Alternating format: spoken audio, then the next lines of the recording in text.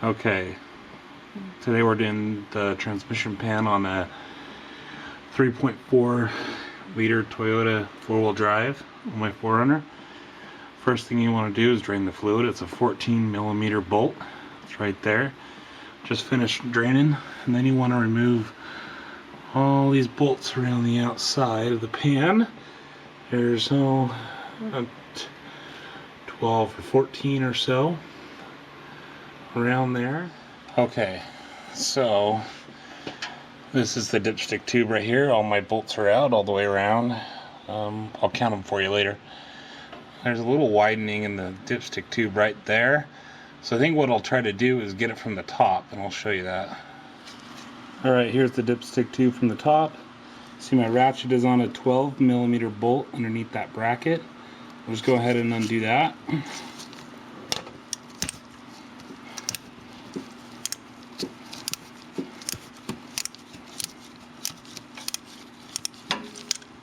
Okay, go ahead and take that bolt out and show you what we have. 12mm bolt is out, and then this dipstick tube will come out. Should come out. Let's wiggle it a little bit.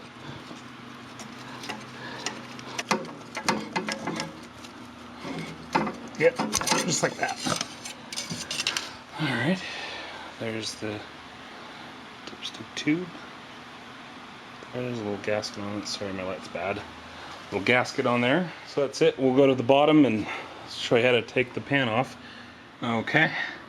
So what I did is stuck a big, kind of a bigger flat blade screwdriver right there in the corner. I just slowly worked it in. You don't want to scratch the metal, so you have to be really careful.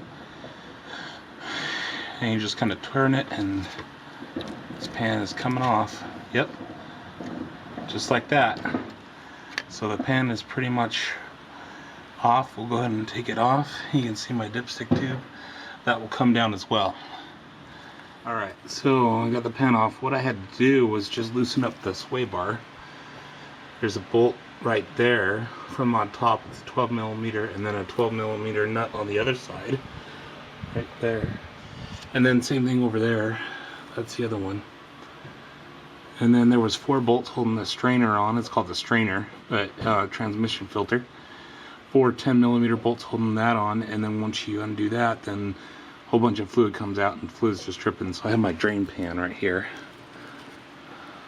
Okay, here's the pan and all this pink stuff. That's Toyota FIPG. What you want to do is you want to scrape all that off with some kind of knife. I just have a X-Acto knife right there I'll use. Get that all cleaned up, and then there's a magnet at the bottom of this pan. Okay, so I got this pan.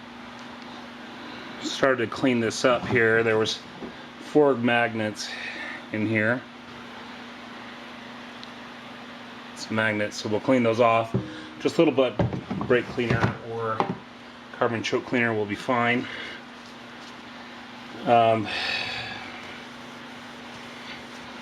Clean this off really well here.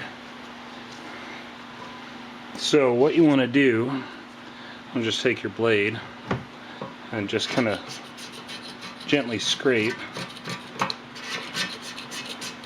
not to damage the metal, but this chunks of silicone will come off just like this.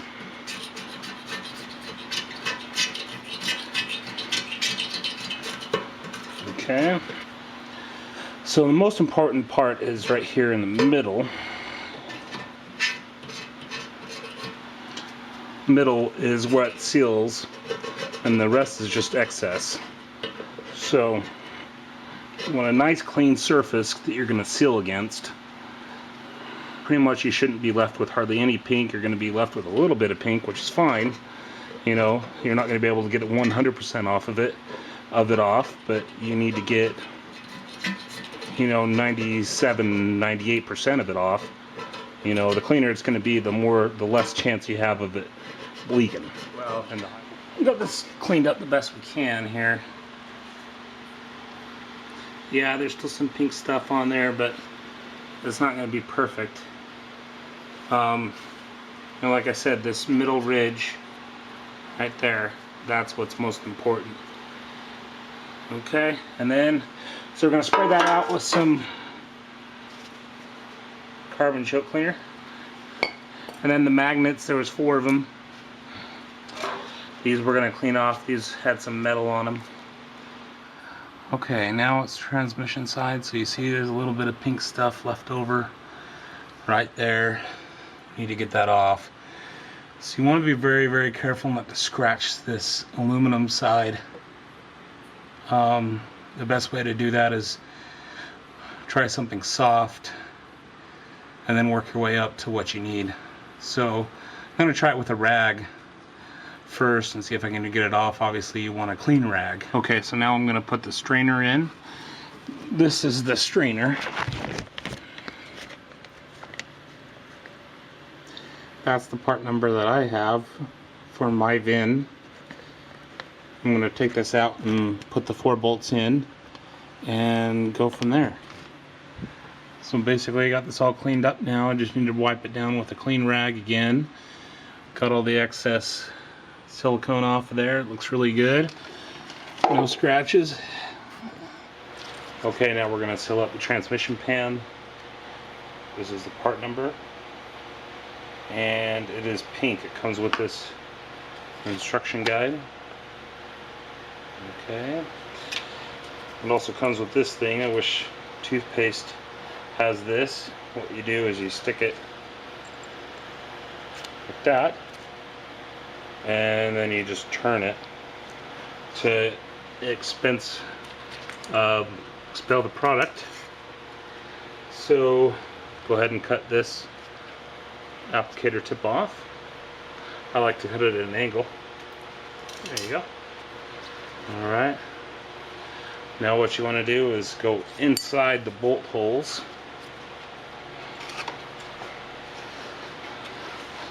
On the inside of the bolt holes. So it said it's red. Get it to come out here. There you go.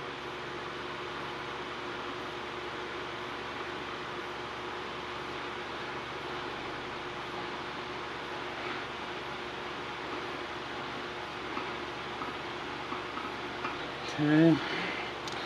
And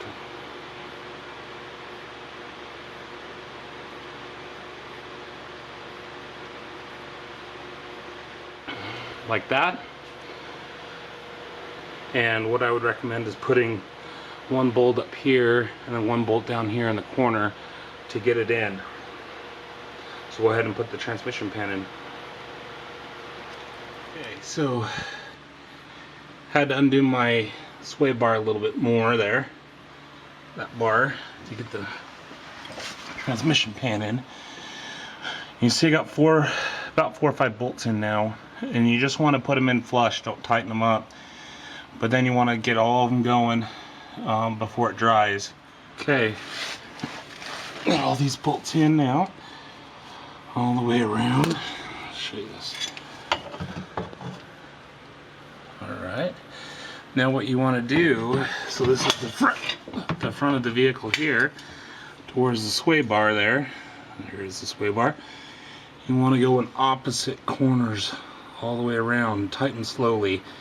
Over here, kitty corner over here, and then just work, and then back 1 past that right there, black hole, there's a bolt right there. Okay, and then back to here, and you go all the way around. Okay, like this. So you go 1, 2, 3, 4, like that. You want to go slowly until you're about 50 to 60 inch-pounds. And that takes, you know, you can use an inch-pound wrench, or you can use feel. If you've done it a lot, if you haven't done it a lot, I recommend just renting a inch-pound wrench. I don't have one, it's pretty late. So I've done this a lot to the point where I'm confident that I can get it right. Now it's time to put the dipstick back in. Probably need a light. This is really hard for you to see. Anyway, so I left my dipstick in to kind of guide it in. You're not going to be able to see this because it's so dark. I apologize. Yeah, you can't even see it. Sorry, but basically I just put my dipstick in there to guide it down that tube, and then I just,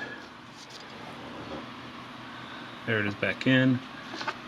Here's the bolt there, so I'll put that in. Okay, finally got that bolt in. So now it's time to fill the transmission. One important thing to remember is not to start the vehicle yet until you get, you know, about 4 quarts at least in. This is the stuff I use. ATF Dexmerc full synthetic, max life. Really like it. It's good stuff. Relatively inexpensive for being full and synthetic. That's what I already have in my transmission anyway, so I don't want to, you know, I'll just stick with it. I've had good luck with it. So you want to put at least 4 quarts in, and it takes a little bit to go, and then we'll go ahead and start it up and get it up to operating temperature. Okay, so it's idling right now. Sounds good. So I went ahead and put the dipstick back in. Now you can go ahead and check it now, but before you do that, you want to run it through the gears here, about 2 seconds in each. I'll show you. So there's reverse, neutral, drive, 2, low.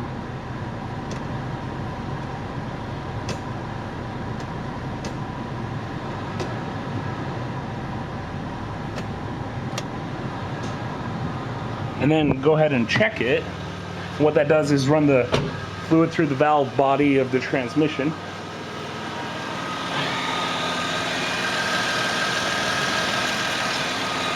Okay. Now it's going to be cold, so, and don't forget, it takes a while for the dipstick tube to become, you know, where you can read it here. Hopefully I can show you this. It's dark outside. Really nice and quiet.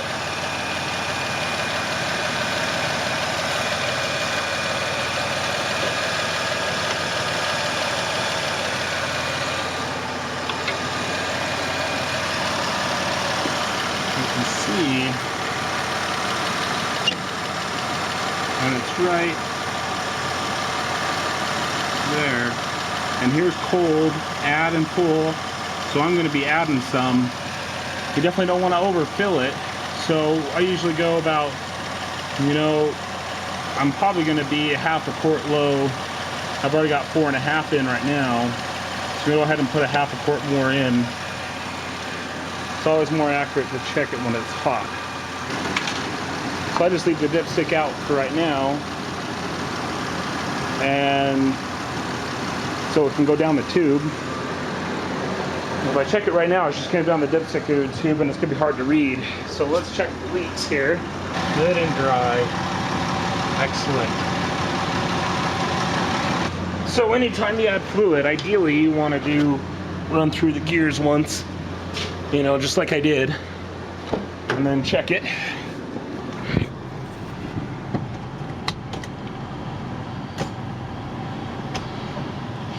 And I don't hear any weird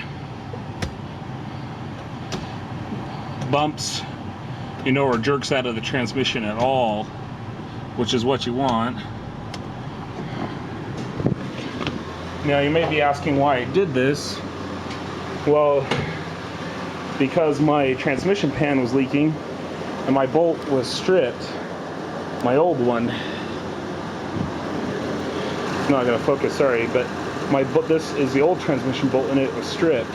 So I wanted to make sure that the threads were good on the pan, and also it's 200,000 miles, and so I figured it was time to change the filter, or the strainer as Toyota calls it. So it needs to get up to, you know, good operating temperature. But it's going to take me longer because I have an auxiliary transmission cooler. It's actually a Toyota Hayden, a TRD. So it's going to take the transmission longer to heat up with that in there. So usually I have to take it for a drive to heat it up good to the point where, you know, it's going to be a good reading. And this concludes the video. Let me know if you have any questions.